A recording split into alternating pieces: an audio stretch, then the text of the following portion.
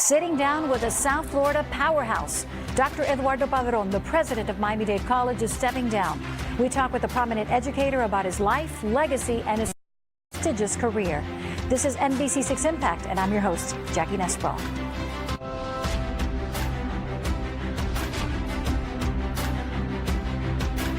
The president of the largest institution of higher education in the U.S. is stepping down after half a century at the school. Dr. Eduardo Padron turned Miami-Dade College into an educational and cultural powerhouse. Dr. Eduardo Padron has been at the helm of Miami-Dade College for 25 years. And this year, after half a century at the institution, he will be stepping down. The Cuban-American who came to the U.S. as a Pedro Pan at 16 years old attended what was then Miami-Dade Community College because he got rejected from every other school he applied to, something that turned out to be his destiny. After graduating, he was about to take a job at DuPont when an offer came to join the MDC faculty. The decision to take that job would change the course of his life. Padron moved up the ranks and in 1995 became president of the college, turning it into an educational and cultural powerhouse. He also played a key role in downtown's renaissance with the Miami Book Fair and Miami Film Festival. In August, Padron will step down, and we sat down with him on the day MDC's Inter-American campus was renamed after him. And that day, I sat down with Dr. Padron for a deeper conversation on his legacy in South Florida. Dr. Padron, thank you so much for your time and for being with us here on NBC6 Impact. First of all, congratulations. You have a named campus. How does that feel? Your name will be in perpetuity. Well, I'm full of emotions. As you can understand, this is something I never thought it would happen, because you do what you do, but you're not thinking of how other people are going to feel about it. But it's very humbling for me. You started at the helm 25 years ago, but when you were a faculty member, you moved up the ranks rather quickly. I've done every job. You've done every job. Is this the job you wanted? Was this your ideal job? I did not come here thinking that I would be the president. I found my calling here. I didn't train to be an educator. I trained to be rich. That was my idea of the American dream, was to become very rich. But as I said, Miami-Dade College was the only college that gave me the opportunity. I studied economics, thinking that I would use that to become very rich. Okay? So my former professors, when I came to tell them that I had accepted this great job, right, as a young PhD in the private sector, they said, "What do you mean that you're going to go and work in the private sector when you need to come back and pay your dues? You need to do for others what we did for you." So that was the guilt trip. So after 3 weeks of the guilt trip, I decided, oh my God, I'm going to stay here for 1 year, and 1 year only, pay my dues, and then I'm going to go and make money.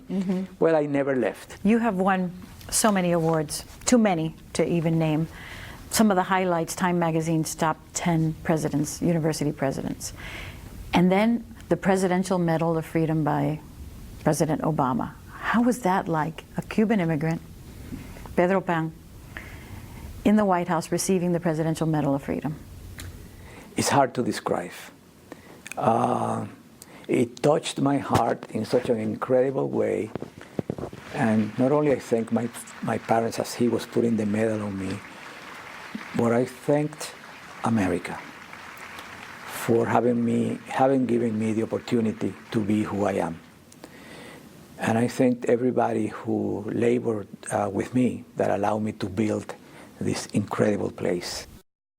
One of the highlights of Miami-Dade College, I think, for many, especially Cuban Americans, is the Freedom Tower. How did that come about to really bring it in part of the fold here at Miami-Dade College? Well, it's interesting that you're asking that question, because for 30 years, I pursued the Freedom Tower in many ways and was never able to get it until about 8 years ago, that the Martin family and others who own the building came to the conclusion that it was such a precious jewel.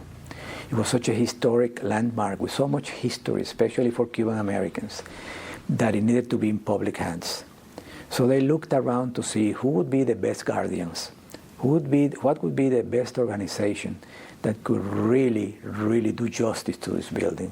And after looking at everybody else, every other academic institution, every art organization, every museum, every other, they came to the conclusion that Miami-Dade College was the best guardian for the Freedom Tower. So we took ownership of the Freedom Tower, and we have turned that into an incredible cultural center where we honor the heritage of this community, where we honor the best of the arts, when we honor so many things that represent the best that this community has to offer. Speaking of the best this community has to offer, the Miami Book Fair. You put your trust in a man called Mitchell, and he says there wouldn't be a Miami Book Fair if it wasn't for Dr. Padron. Well, there wouldn't be a Miami Book Fair without Mitchell Kaplan and frankly many others who came together.